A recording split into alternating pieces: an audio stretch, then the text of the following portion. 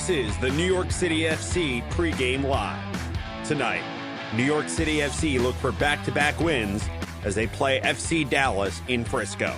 And now, here are your hosts, Glenn Crooks and Sal Rosamilia.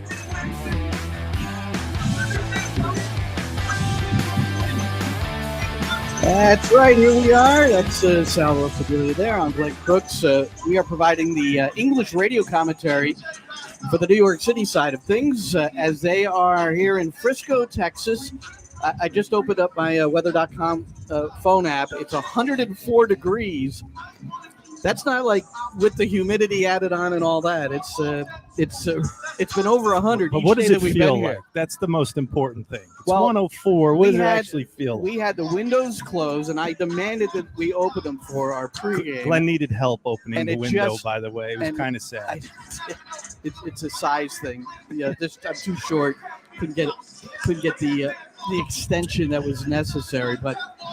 New York City, FC Dallas. So we've got FC Dallas who have struggled to win. New York City recently struggled to win, although their most recent match, they got their number one and first victory for their interim head coach, Nick Cushing. So it had to be nice for Nick, but after the game, he was very pragmatic.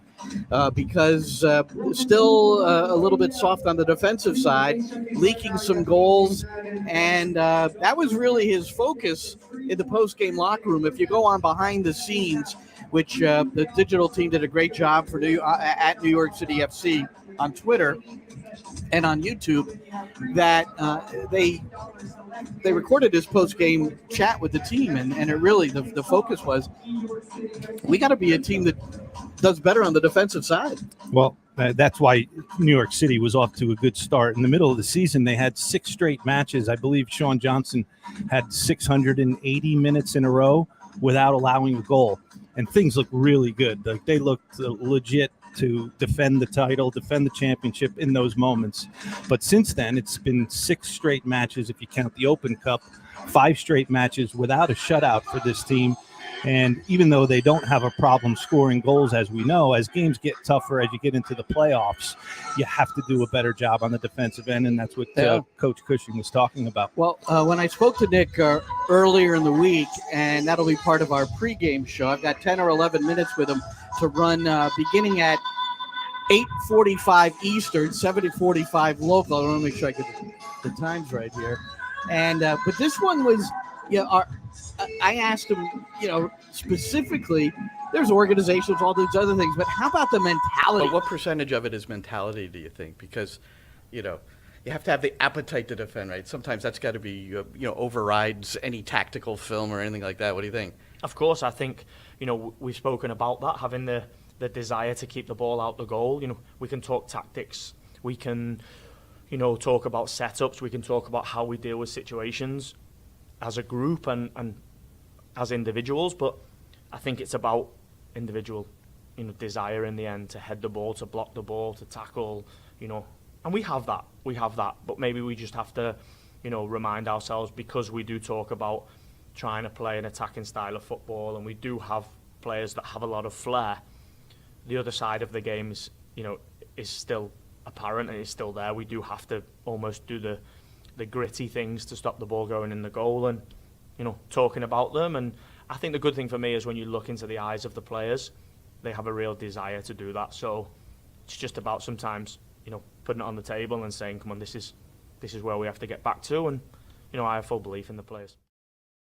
Yeah, and I asked him because sometimes maybe we complicate things when it comes from here, man. And I said the appetite to defend. I use those words often in my coaching career because that's really where it starts. And then you've got to be organized. You have to communicate. All those things have to happen. I think it's, and he mentioned it, it's there, and we're not questioning the professionalism of any of these players. It's there. What I've seen in the past few matches really is just too many guys open in dangerous areas, right? So, there's a mentality, there's a ruthlessness is what some coaches call it as well. When you get inside the box, both boxes, offensively, right, there has to be a ruthlessness to want to put your body in harm's way to get a touch, to get something on goal. Well, it's the same thing defensively. And I don't think all these goals that have been allowed in these last, whatever it is, 5, 6, 7 games, we can go back probably that far. I don't think it's a lack of desire, as Nick was saying. I just think there's just missed marks too often. We saw the Dom Dwyer goal in the Atlanta match, wide open on a pullback inside the area. Gustavo Bo scored a similar goal in the New England game. Get to the end line, pull it back, and guys just wide open inside the area. It's absolutely true, and it was Tylus Magno who opened the scoring at the 10-minute mark. But then Gustavo Bo just 8 minutes later, and you mentioned Dwyer. Watch this, man. It permits Brandon Bye to intercept an outlet. And now here's a two-touch ball play down the flank to Sebastian Lletget. He's at the byline. Here's the cutback. Here's the shot, and there's the equalizer. A nearly identical goal scored by Dom Dwyer in the 86th minute last Sunday. This time it's Lletget getting to the end line, and it's Gustavo Bo with the finish. Uncontested shot, and he drilled it past Sean Johnson. Well, that'll be the annoying part of the concession of that goal. It's identical to Dom Dwyer's take. And it had been worked on during the week. I mean, it was really a point of emphasis. In particular, Justin Hack said it. Now, he's a holding midfielder, and he's very much, in that area of responsibility to drop in and help with the cutback and the goal. So the fact that it happened back-to-back weeks, is might be a little distressing. But you finished that's not enough. A lack of desire to me. That's just guys wide open inside the area. That's something even easier to be fixed, right? Yeah. So you look at it, and that's Nick said all we can do is look at it, get to the training pitch, and make it happen. Now on the bright side, we talked about Magno's goal. So this was interesting. So all this is from the New York City FC commentary from a week ago. The different things that you're listening to, and here's how Magno set it up and then finished it. Here's Magno deflecting a pass out of the back by Andrew Farrell, and Magno one-on-one with Farrell. Is he taken down? Yes! Tim Ford, no hesitation. It's a penalty. Tylus Magno drawing it on Andrew Farrell. It was Farrell who had a difficult moment in the U.S. Open Cup, leading to the only goal of that game. Tati Castellanos stripped Farrell, and Farrell this time a bad ball out of the back, deflected, and then eventually Magno, just a little bit of a glide move to the left as he entered the area, and a out-of-control sliding tackle attempt by Farrell. And here's New York City poised to take the early lead 9 minutes in. Well, here's a crazy moment. Magno, I thought he was holding the ball maybe to avoid the consideration of those who would surround Tati Castellanos, who is 4 of 4 from the spot this year, is tied for the Golden Boot lead in MLS, but it's going to be Magno. And he approaches the ball from straight on, waiting for the whistle from Tim Ford. Gets it. Here's the shot. It's a goal for Magno. He hits it softly on the deck to the shooter's right. An easy finish for Tylus Magno, and I know Matty and I were looking at each other when he was preparing to take the PK instead of Castellanos. Yeah, Matty Lawrence on that broadcast with me, and we did look at each other. Magno finished it, and then, Sal, I want to play one more thing here in regard to that. Nick Cushing then described this week for me, why it was that Magno ended up taking the PK instead of Castellanos. So the first one was drawn by Tylus Magno, and then Magno steps up to take the PK. Now, Tati Castellanos 4 for 4 on the season. Maybe a bit of surprise that he didn't take it. Do you know how that came about? I think it's a mark of where our team is at. I think it's a mark of the types of guys that we have in the team. Tati gave Tales the penalty because Tales has assisted him 2 goals the previous week. So, I think for us, it's we have talent in the team. It's a great sign of the type of guy that Tati is. All right, so Castellanos gave it to him, and I had asked in the previous week to Nick about Maxi Morales taking a PK. Yeah, Cincinnati game. Yeah. Right, and Maxi missed it. He has struggled in the regular season from the PK spot, and Castellanos was suspended for that game. And Nick had said that Maxi was second in line to take the PK, but so that's there's different ways to do it. Say, And I was listening to you and Matty doing the broadcast, and along with you, I'm wondering why Magno, but you got us the answer. It's tremendous. Yeah, and he finished it. And somebody had written to me later on Twitter, and I couldn't confirm it, that Castellanos was 1 of 3 lifetime against New England. Wow. So maybe there was something at work there. You don't often see Golden Boot winners and somebody fighting for the Golden Boot again, handing up penalties, giving them away. I'm not sure. Good for Magno for scoring it, because there would have been a lot of heat coming Tati Castellanos' way for giving that one up. All right. And Brother BKL is glad to see you, Sal. Me too, but he listed you first. So. Thanks, brother. Yeah, this is going to be a tough one. And so Sal, for those who don't know, Sal is a match director at MLS, which is a reference to overseeing referee decisions and things that go on, and you're involved in calls and things. And so something came up in this last match where Tati Castellanos was taken down by Andrew Farrell. We're going to look at it here. And that we had originally thought that it might be a double jeopardy where he's fouled in the area. It's going to be a PK, and you don't give a red in that situation. But you came up with something where there are 4 ways of where what DOGSO is. Well, you describe it. Go ahead. There's 4 elements in DOGSO for a red card to be given, and all 4 elements must be present. The first is the location and the number of defenders. Cannot be more than 1 defender between the foul and the goal, and that includes the goalkeeper. So that box is checked. The next one is distance between the offense and the goal. The closer the attacking player is to the goal, the more obvious the goal scoring opportunity is. So we'll check that box as well. Another one is general direction of play. The attacker must have been moving forward to the goal at the time the foul is committed. 3 for 3. The fourth one is the likelihood of keeping or gaining control of the ball. This is the only one that perhaps you can question, but these are professional soccer players. Even though that ball is bouncing, the likelihood of the attacking player gaining control of that and going towards goal is very high. So all 4 elements were there. It's a DOGSO foul. The reason it's not a double jeopardy, as you mentioned, is because Farrell is not playing the ball. He's not making a soccer motion on the ball. Most important. That's the reason it's a red card and not a yellow. If it was a play on the ball and the foul occurs, if he's trying to tackle it away, he's not tackling anything there. He's just grabbing the upper body of the attacking player, and that's why it's a red card and not yellow for stopping a promising attack. So a goalkeeper, same kind of thing. If a goalkeeper comes out and dives with his hands to the ball in the box, happens to foul, you're not going to give a red card there with a penalty kick and throwing the goalie out, because he's making a soccer play trying to stop the goal. That's a fantastic distinction, though, Sal. If he comes out like I used to do, Glenn, and goes like this to the player, nobody saw that. Hold on, do it again. So if he comes out, if the goalkeeper comes out like this, and you have the ball, and I just do this to you, not going for the ball. It's not just because we're buddies. It's not a soccer play. All right. So that would be a red card. But if I'm diving at your feet, trying to get the ball off your feet as you're trying to dribble around me, and I happen to foul you, okay, it's a penalty kick, but it's only a yellow card. All right. Well, Castellanos will not be dragged down in any particular manner tonight at Toyota Stadium. And there you see here, we're in Frisco, Texas. It's over 100 degrees, but Castellanos suffered a yellow card in the New England match.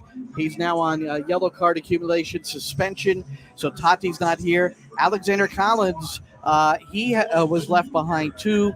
Collins, as we pointed out in the last broadcast, has a minor fracture on the pinky toe of his left foot, and there are cortisone shots given. He has the pinky toe wrapped next to the other toes. I mean, athletes play with these things, but this was probably an opportunity to give him this game off.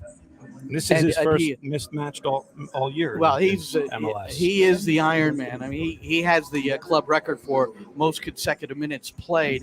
And Anton Tinnerholm, also not present.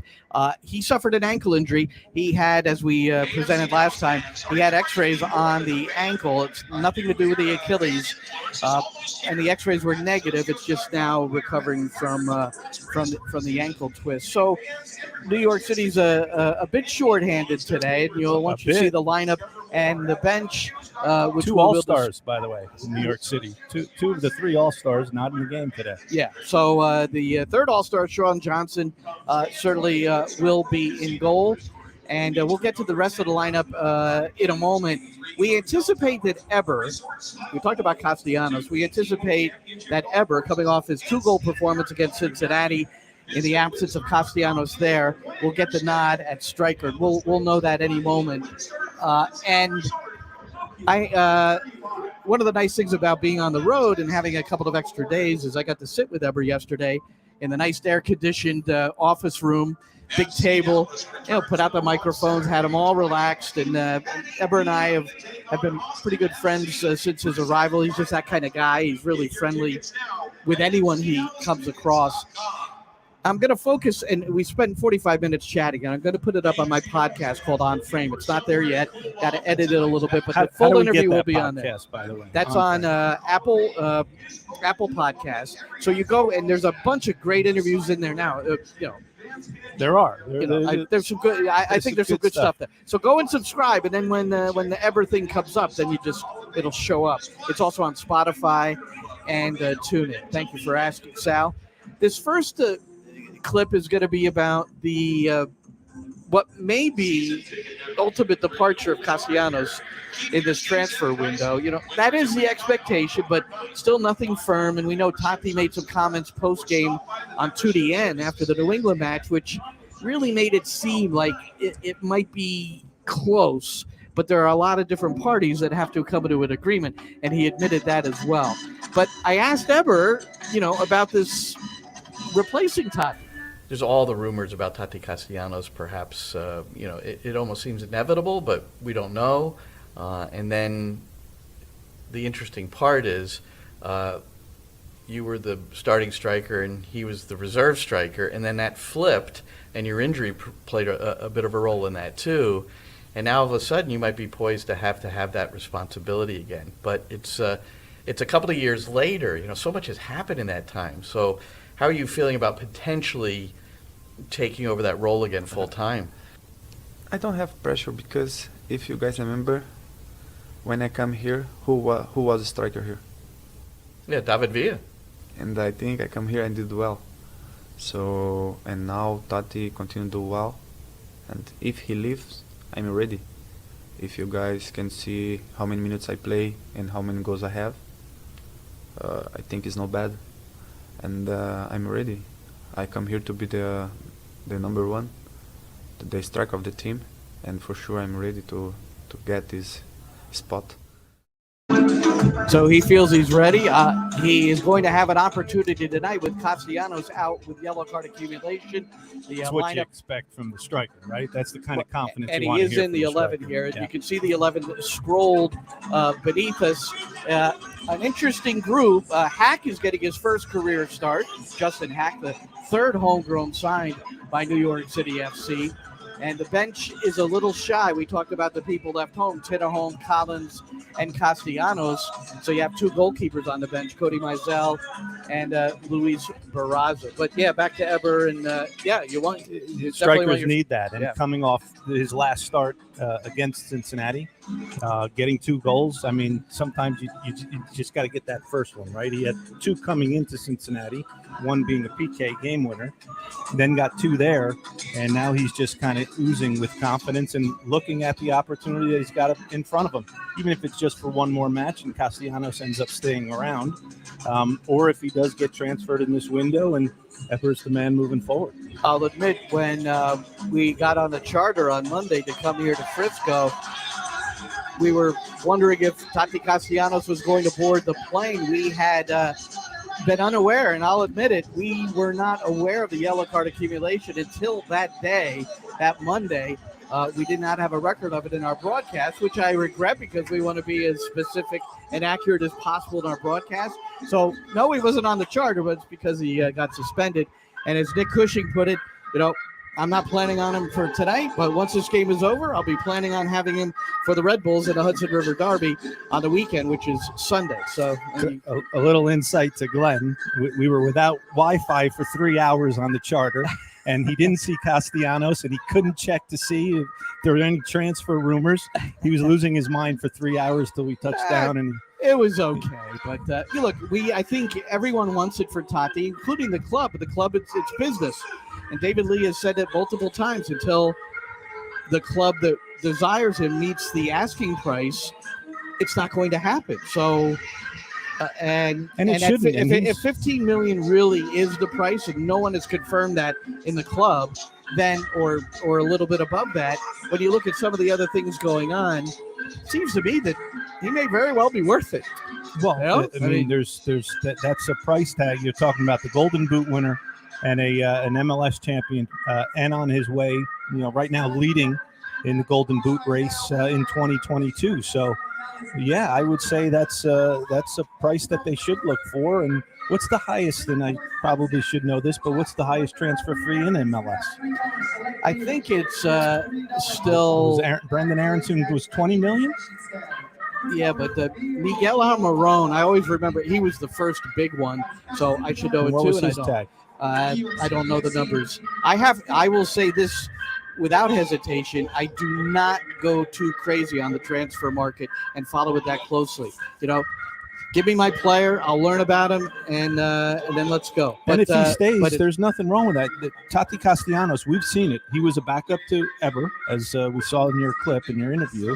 And now he's proven to be a star in the league, an all-star, and everything we've talked about, all the accolades coming his way. So it's not like he's not developing in Major League Soccer, right? He's developing into a wonderful player. So if he stays for the rest of this year and potentially beyond, it's not stunting his growth. This is not a league where you just come to die any longer. This is a league where you can develop and grow your price tag. Well, and one other thing Eber said is how much they've learned from each other. This is from my sit-down with Eber yesterday. He's one of my best friends in the team, For sure, he learned a lot with me, but also I learn a lot with him, Almost every day when the training is done, I call him or him call me.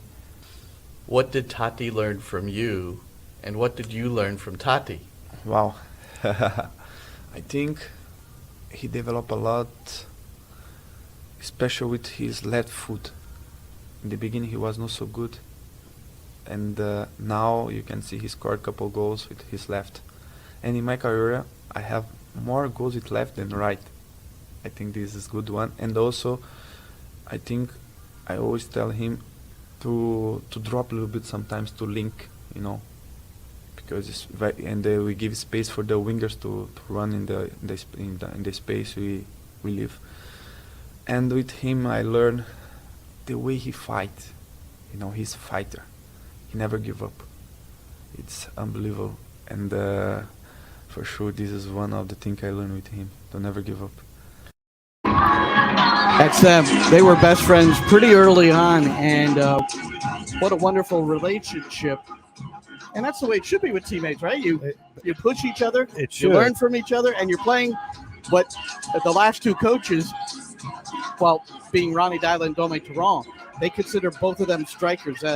Castellanos came in as a wing, but Tarrant and Ronnie Dyla, now these two were strikers, so they were battling for time too. You mentioned it. It should be that way, but when there's one position, NYC's playing with one striker, and those two guys that want to be on the field for 90 minutes a match, the fact that they can get along, not just get along, but help each other. I love what Eber said regarding what he was trying to teach Castellanos, and it's something that Eber does extremely well.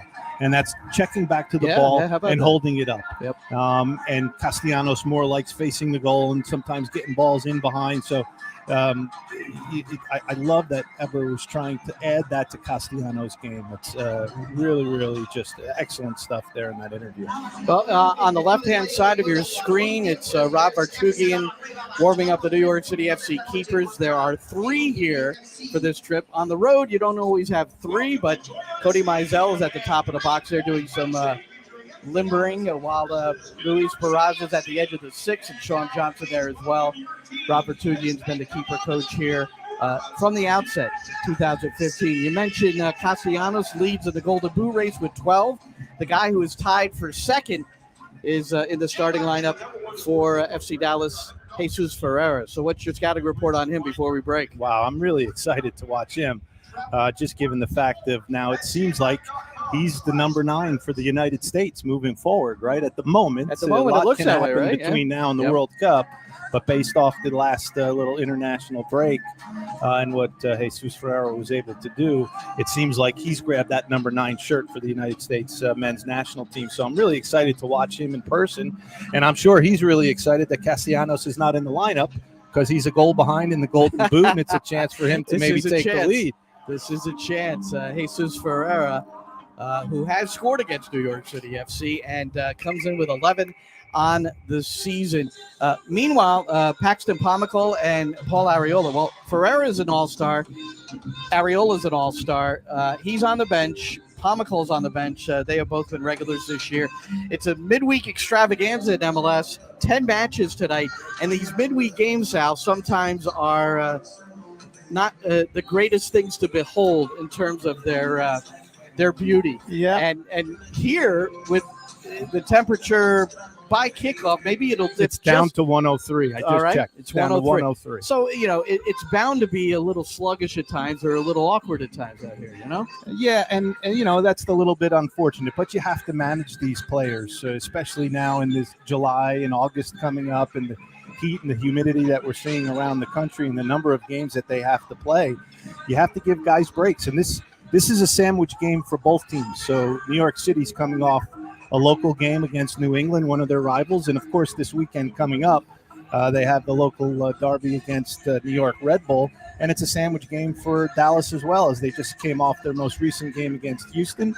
And this weekend they're playing right now. They've got Austin coming up. I'm not even going to have you read the MLS disciplinary report because it would take half the broadcast. But, yeah, that match with the latest goal scored in the run of play, in open play, in MLS history. Was it 90 plus 13? 90 plus 10 plus 28 seconds. Teenage, the center back for Houston scored the goal to make it 2-2. So that's got to be on the minds of Dallas a little bit. The latest goal ever scored was a penalty kick. This is not good news for New York City FC. Not things that they will find pleasure in, but it was Patrick Klimala last year scoring on a penalty. And that was in the 11th plus 101. There was some seconds after that. I don't know the exact, but Patrick Klimala. It's so hot that your tape is melting. It's not melting. Your notes are falling. Your tape is melting. They have a board here where you have to bring thumbtacks to put. I normally just tape all my notes right to my left. You can't see it, but it's right here, man. Trust me, the tape is melting. That's how hot it is. All right. Well, anyway, we'll just have to readjust the notes. I'm Glenn Crooks, Sal Rosamilia. We will be back shortly on the radio side, digitally, nycfc.com/radio. That's the New York City FC network. Also on the NYCFC app. That's a very good way to tune into us. And I will also, at the beginning of the match, sync you up. It's my responsibility to do a better job of trying to sync you up. That is the audio and the video, which years ago when I went to Yankee Stadium with my transistor radio to go to the Yankee game, Sal, there was no syncing. It was just the radio and the game were the same. But here we have to do a little syncing. That's because we're worried that you might say something. No, wrong. It's not that kind of delay. I think it goes the other way around. If right? I say something, all right, guys. Enjoy the game. Thanks so much for joining us. We're again in Frisco, and there you see it at Toyota Stadium. To the right, which you can't see, the Hall of Fame, National Soccer Hall of Fame. We took a little tour. We got to see two Carney boys, John Hartz and Tony Miola in there. So good stuff there. And Sal and Tony, close guys, and it was fun to if you ever get a chance and you're in the Texas area and you're a soccer aficionado, you got to go visit the National Soccer Hall of Fame. All right, that's it for us. 8:45 Eastern pregame with Nick Cushing. He's got a lot of pretty interesting things to say, I think, and that'll again be at 8:45 the pregame show, sponsored by Ford. Have a good day, everybody. Enjoy the game.